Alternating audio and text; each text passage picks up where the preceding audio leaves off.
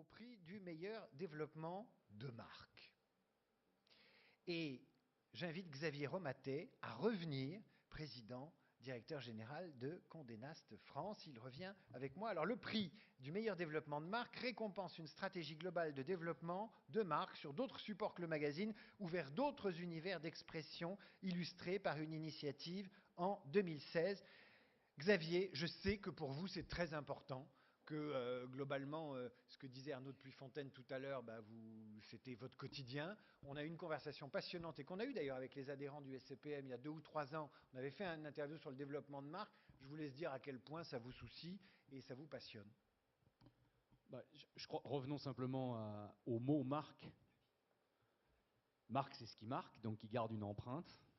Et je pense que par rapport à une société où tout va vite et où rien ne laisse d'empreinte et où tout est guidé par l'éphémère et l'effervescence, garder une empreinte, marquer, c'est quelque chose qui est fondamental.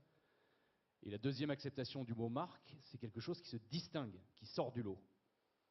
Et je crois que la vocation aujourd'hui de nos groupes, c'est de créer des marques, c'est-à-dire créer des empreintes qui durent, d'où la force de l'imprimé, et de créer au travers des couvertures, au travers des innovations, au travers des diversifications, des choses qui se distinguent.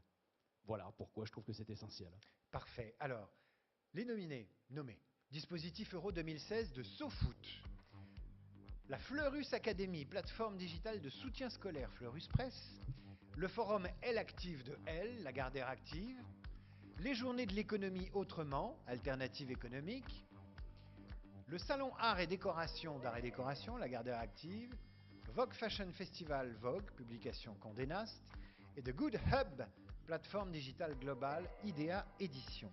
Mon cher Xavier. C'est pas nous. Enfin, il y a une erreur. Tout arrive à qui sait non, mais patienter. Je suis très heureux de dire que c'est SoFoot avec le dispositif Euro 2016, SoFoot de SoPress. Bravo. Avec Franck Hanez et Brieux Perrault. Est-ce qu'ils sont là? Franck Hanez est évidemment directeur de la publication de SoPress. Il était là l'année dernière sur ce podium. Je crois qu'ils avaient eu le prix de la une, me semble-t-il, si je me souviens bien. Et Brieux Perrault, directeur du développement de SoPress. Welcome. Alors, Franck. Et voilà Brieux? Non, c'est pas Brieux, c'est Eric. Bon, En fait, de toute façon, on a tué Brieux entre-temps. vous avez tué Brieux, mais pas la créativité. Vous avez été primé parce que vous avez organisé sur la couverture de l'Euro l'an dernier un truc dingue qui a surtout été marqué par 2 orchestres qui ont improvisé à la Philharmonie sur un match de foot. Je ne sais pas dans quel cerveau malade est née cette idée géniale. Dans le cerveau de Brieux qui est pas là, c'est Eh dommage. voilà, c'est bien, comme ça on Comme peut con. dire du mal de lui. Formidable. Un mot. Non, merci beaucoup. Je suis hyper content parce que on gagnait pas mal de prix ces derniers temps avec Society.